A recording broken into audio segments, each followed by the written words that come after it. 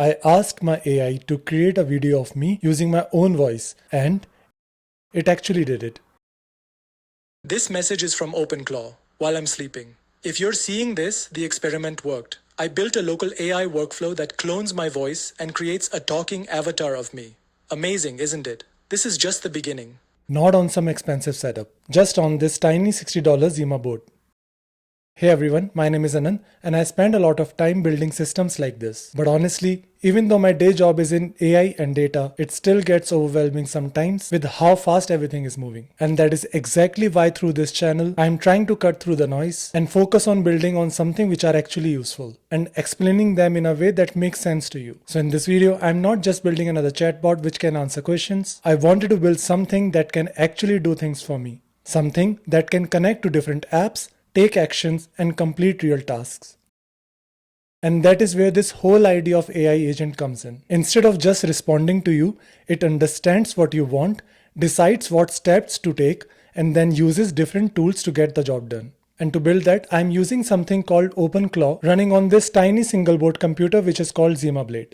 So what exactly is OpenClaw in simple terms? Think of it like this. Using a ChatGPT is like talking to a person who is very knowledgeable and who can answer any of your question, but they just sit there and respond to your question in text. OpenClaw takes that same intelligence and gives it the ability to actually do something for you. You can think of it as a layer that sits between you and all of your computer apps.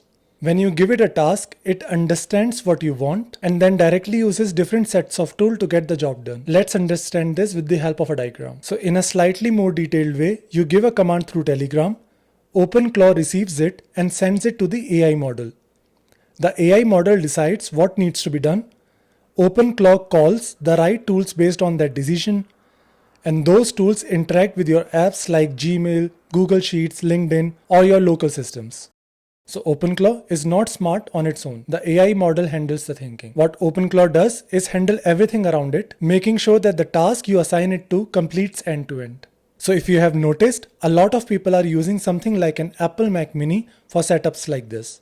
And that makes sense if your goal is to run local models, because you would need more power and memory for that. But that is not what I'm trying to do here. I'm not trying to build a local AI machine. What I'm trying to build is a small, low-powered, always-on system that can actually perform as a personal AI agent. So the question I wanted to test was, can something as small and cheap as a $60 ZimaBlade do that? Because if you think about it, something like a Mac Mini can easily cost around $600 to $800.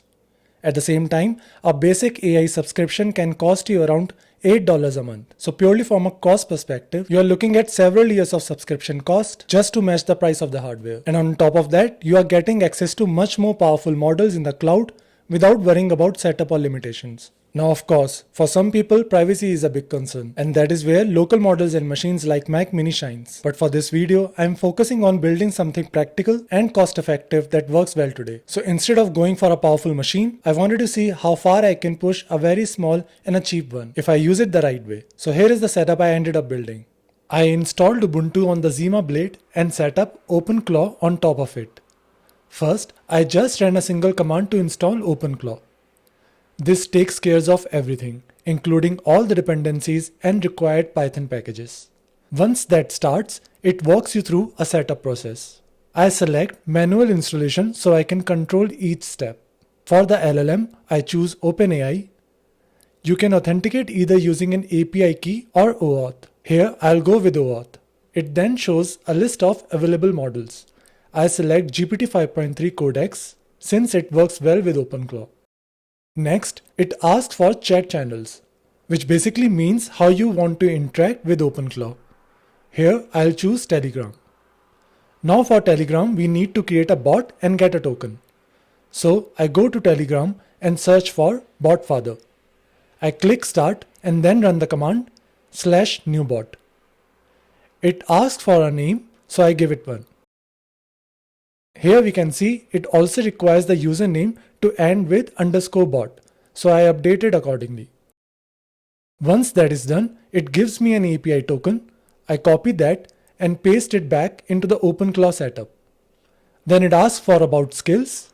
You will see a list of available ones, but I skip this as well since I will set them up separately.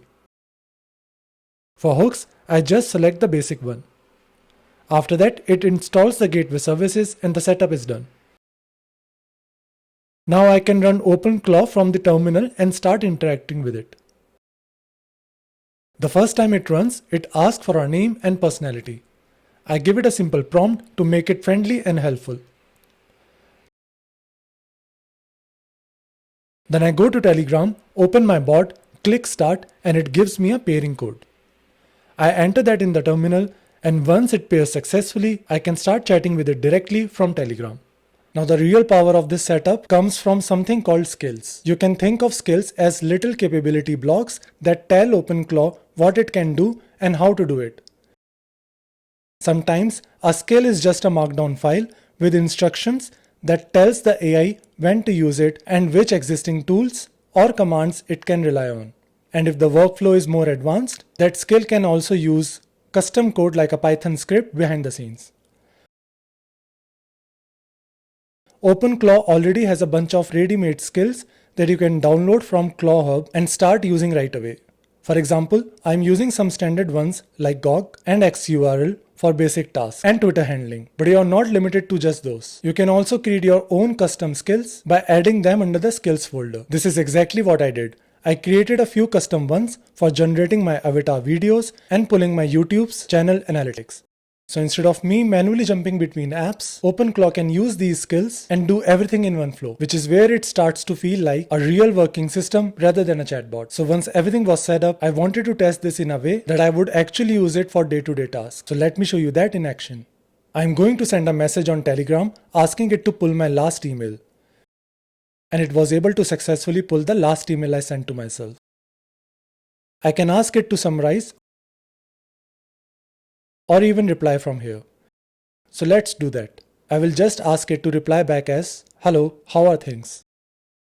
And now if I get back to my Gmail, I can see the outgoing mail in my sent items. Now I will ask it to pull Bitcoin, Ethereum and S&P live prices. And here it is.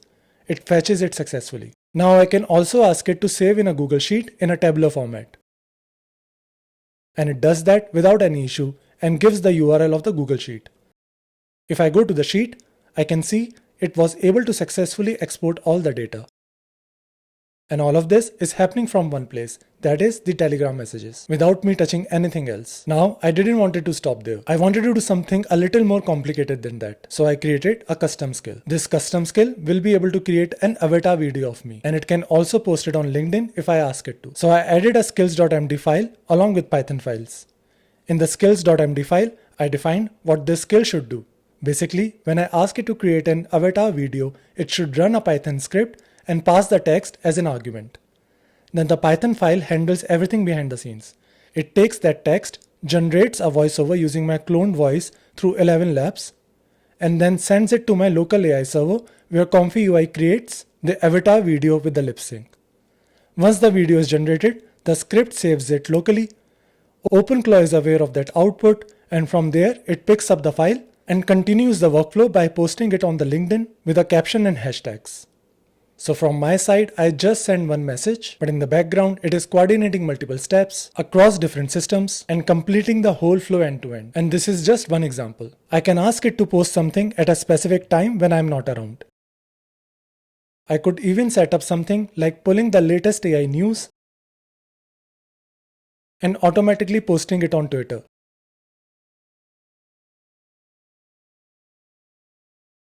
Once you start thinking this way, the possibilities are pretty much endless. What really stood out for me is how practical this is. This is not just a demo. It is doing real tasks that I would normally do manually. And the fact that all of this is running on such a small and inexpensive machine makes it even more interesting. Now this is super cool, but at the same time, it is not perfect. The biggest limitation right now is performance when you are running local LLMs. Depending on the model and hardware, there can be noticeable latency, and sometimes the responses are not as sharp as the cloud models. So you may need to guide it a little bit more or simplify the workflows to get consistent results. But if you are still interested in experimenting with local models, I have made a separate video where I pair the ZimaBlade with a Tesla P4 and run models locally. And you can replicate the same OpenClaw concept by using a local LLM instead of a cloud-based model. That is a much better direction if you care about privacy or want full control over your setup. The space is evolving really fast, and there is already a lot of focus on making these agents more secure with things like NVIDIA NeMo Claw coming in. I will be covering these as well, so stay tuned. But even today, you can build something really powerful with a small setup like this. If you are interested in exploring more ideas like this, you can check out my other AI videos on the channel. And if you want to go deeper or have questions while building your own setup, feel free to join my Discord server. Thanks for watching and see you in the next one.